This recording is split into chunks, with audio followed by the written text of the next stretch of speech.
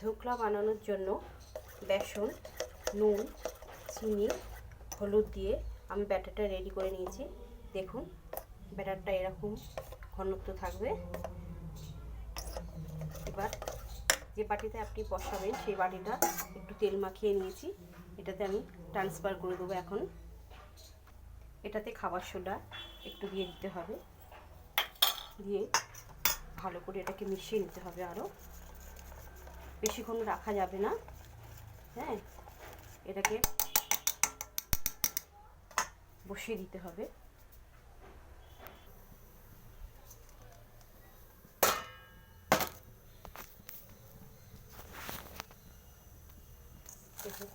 দেখুন আস্তে করে বাটিটাকে বসিয়ে দিলাম এর ভিতরে।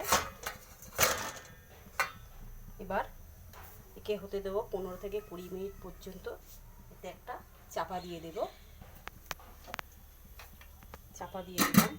এটা 15 থেকে 20 মিনিট পর্যন্ত ভাপে হবে। তারপর আমরা একটা তড়কা বানাবো।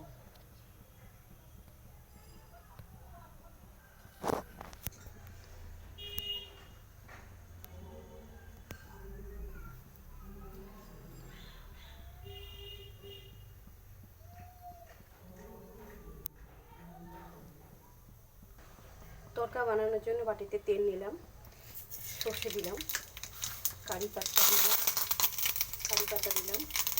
কাঁচা লঙ্কা দিলাম,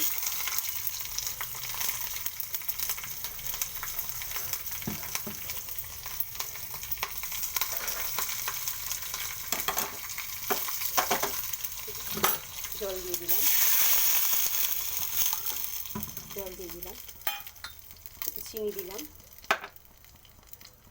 নুন দিলাম, লেবুর রস দিলাম,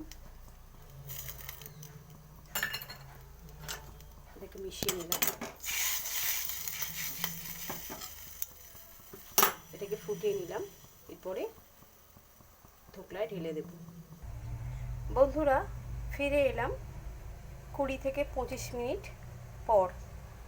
খুলছি, দেখি কীরকম হয়েছে। দেখুন টুথপিক নয়, একটা কাঠি দিয়ে দেখছি। হ্যাঁ দেখুন একটুও লেগে নেই।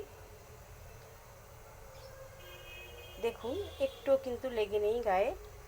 হ্যাঁ, গ্যাসটা অফ করে দেবো। এখন আমরা এটাকে একটু ঠান্ডা হতে দেব। দেখুন বন্ধুরা, এবার ধোকলাটাকে আমি পিস পিস করে কেটে নিয়েছি।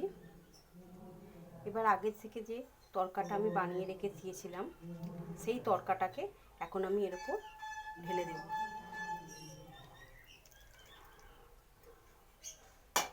ঢেলে দিলাম। বেশ কিছুক্ষণ রাখার পর তারপরে আপনাদের দেখাবো কেমন ধোকলাটা করলাম। দেখুন বন্ধুরা, আজকে আমাদের ধোকলার রেসিপিসটা দেখুন কত সুন্দর হয়েছে। দেখুন দেখতে সন্ধেবেলা এইভাবে একটু বসে খেতে ভালোই লাগবে। আশা করি আপনাদেরও ভালো লাগবে। বাড়িতে একবার রেসিপিটা করে দেখবেন।